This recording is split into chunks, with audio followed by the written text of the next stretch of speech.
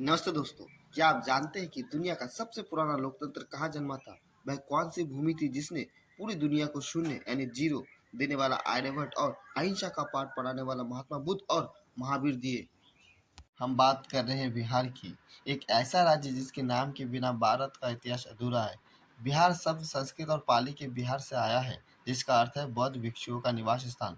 लेकिन आज जब हम लोग बिहार के नाम सुनते हैं तो अक्सर उनके दिमाग में कुछ ऐसी रूढ़िवादिता आ जाती है, मगर असली बिहार उस सोच से कहीं आगे है, कहीं अधिक समृद्ध और गौरवशाली है। जी हाँ दोस्तों, आज के इस वीडियो में हम बिहार के उस सुनहरे इतिहास, उसकी समृद्धि, संस्कृति, उसके संघर्षों और आज के बदल रहे आधुनिक बिहार की पूरी कहानी को करीब से देखेंगे। चलिए शुरू करते हैं। जी हाँ दोस्तों, बिहार का इतिहास सिर्फ एक राज्य का इतिहास नहीं, यह एक अखंड भारत का इतिहास है। प्राचीन काल में बिहार का मगध साम्राज्य भारत का सबसे शक्तिशाली केंद्र था। इसी धरती पे चंद्रगुप्त मौर्य और सम्राट अशोक जैसे महान राजाओं ने पूरे भारत उपमहाद्वीप पर शासन किए। चाणक्य ने अपनी कूटनीति से इसी मिट्टी पर बैठकर अर्थशास्त्र की रचना की थी। दोस्तों सोचिए, आज से लगभग 150 साल पहले जब दुनिया में लोग पढ़ना लिखना सीख रहे थे, तब बिहार में नालंदा विश्वविद्यालय और विक्रमशिला विश्वविद्यालय जैसे वैश्विक शिक्षा के केंद्र मौजूद थे। नालंदा में दुनिया भर से करीब 10,000 से भी ज़्यादा छात्र और शिक्षक रहते थे, जहाँ 9 मंजिला विशाल लाइब्रेरी थी। तो सिर्फ सत्ता और शिक्षा ही नहीं, बिहार अध्यात्म की भी जननी है। वैशाली में दुनिया का सबसे पहला गणतंत्र यानी रिपब्लिक रिपब्लिक स्थापित हुआ था। बोध गया, एक पीपल के पेड़ के नीचे सिद्धार्थ को ज्ञान मिला, वो भगवान बुद्ध कहलाए। वहीं वैशाली की पावन भूमि पर जैन धर्म के 24वें तीर्थार्थ यानी भगवान महावीर का जन्म हुआ। सिखों के 10वें गुरु गुरु गोविंद सिंह जी का जन्म भी पटना साहिब में हुआ। यानी धर्म, ज्ञान और राजनीति का जो केंद्र कभी पूरी दुनिया का मार्गदर्शन था, वह बिहार है। दोस्तों, बिहार की संस्कृति उतनी ही रंगीन है जितनी कि यहाँ की मधुबनी पेंटिंग यानी मिथिला आर्ट। यहाँ कला आज सिर्फ बिहार तक सीमित नहीं है, बल्कि दुनिया भर के आर्ट गैलरियों और फैशन शो में अपनी पहचान बना चुकी है। तो आज जब बात त्योहार की आती है तो छठ पूजा का जिक्र लाजमी है। यह दुनिया का इकलौता ऐसा त्योहार है जहाँ डूबते हुए सूरज को भी अर्घ्य दिया जाता है और उगते हुए सूरज को भी।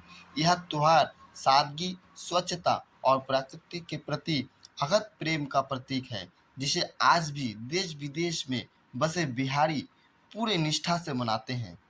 दोस्तों, अब बात करते हैं उस स्वाद की जो हर किसी की जुबान चढ़ जाती है। जी हाँ दोस्तों, लिट्टी चोखा, सत्तू और मसालों से भरी लिट्टी जब कोयले की आग पर सिकती है और फिर शुद्ध देसी घी में डुबोकर बैगन आलू के चोखे के साथ परोसे जाते हैं, तो इसका स्वाद लाजवाब होता है दोस्तों। इसके अलावा यहाँ के मखाने, सिलवा का खाजा और गया के तिलकुट भी बेहद मशहूर है।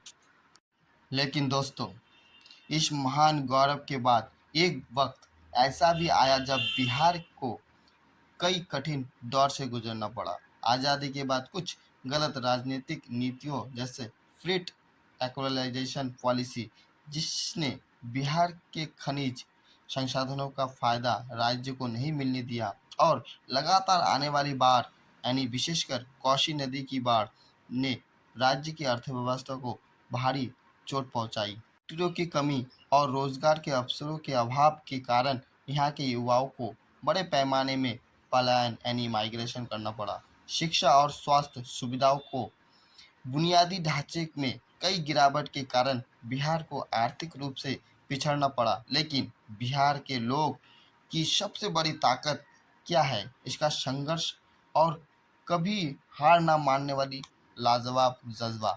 तो कहते हैं कि बिहार के युवाओं के डीएनए में मेहनत लिखी होती है। आज भारत की सबसे कठिन परीक्षाओं में से एक यूपीएससी यानी सिविल सर्विस में हर साल बिहार के युवा अपनी सफलता का परचम लहराते हैं। सुपर 30 जैसे संस्थानों ने दुनिया को दिखाया है कि अगर संसाधन ना भी हो तो भी प्रतिभा को दबाया नहीं जा सकता। देश को सबसे ज्यादा आईएएस, आईपीएस और इंजीनियरिंग देने वाला बिहार हमेशा आगे रहता है। बिहार बदल रहा है। पिछले कुछ सालों में बुनियादी ढांचे यानी इंफ्रास्ट्रक्चर में तेजी से सुधार हुआ है। पटना का गंगा मरीन ड्राइव हो, चमकते एक्सप्रेसवे हो या गांव तक पहुंची बिजली और सड़कें, बिहार तेजी से आधुनिकता की ओर बढ़ रहा है। राजगीर में बना ग्लास ब्रिज और नई नालंदा यूनिवर्सिटी की भव्य इमारत इस बात की सबूत है कि बिहार अपने पुराने गौरव को वापस पाने के लिए तैयार है। स्टार्टअप और एग्रो बिजनेस में यहाँ के युवा नए कीर्तिमान स्थापित कर रहे हैं। तो बिहार सिर्फ एक भौगोलिक नक्शा या पिछड़ा कहे जाने वाला राज्य नहीं है। बिहार एक विचार है, एक जज्बा है और भारत की आत्मा का सबसे बड़ा हिस्सा है। इतिहास के पन्नों से लेकर आज के आधुनिक दौर तक बिहार ने खुद को बार बार साबित किया है। जरूरत है तो बस सही दिशा, थोड़ा और अवसरों और एक सकारात्मक सोच की। अगली बार जब आप बिहार का नाम सुने तो याद रखिए कि यहाँ वह भूमि है जिसने दुनिया को जीना और सोचना सिखाया है। आपको बिहार की सबसे अच्छी बात क्या लगती है कमेंट सेक्शन में जरूर बताइए। अगर आप बिहार के खान सर के बारे में भी जानते हैं तो कमेंट सेक्शन में जरूर बताइए। अगर आपको यह वीडियो इंफॉर्मेटिव लगा हो तो इसे लाइक करें, अपने दोस्तों के साथ शेयर करें और हमारे चैनल को सब्सक्राइब करना ना भूलें। मिलते हैं अगले वीडियो में, तब तक के लिए जय हिंद, जय बिहार।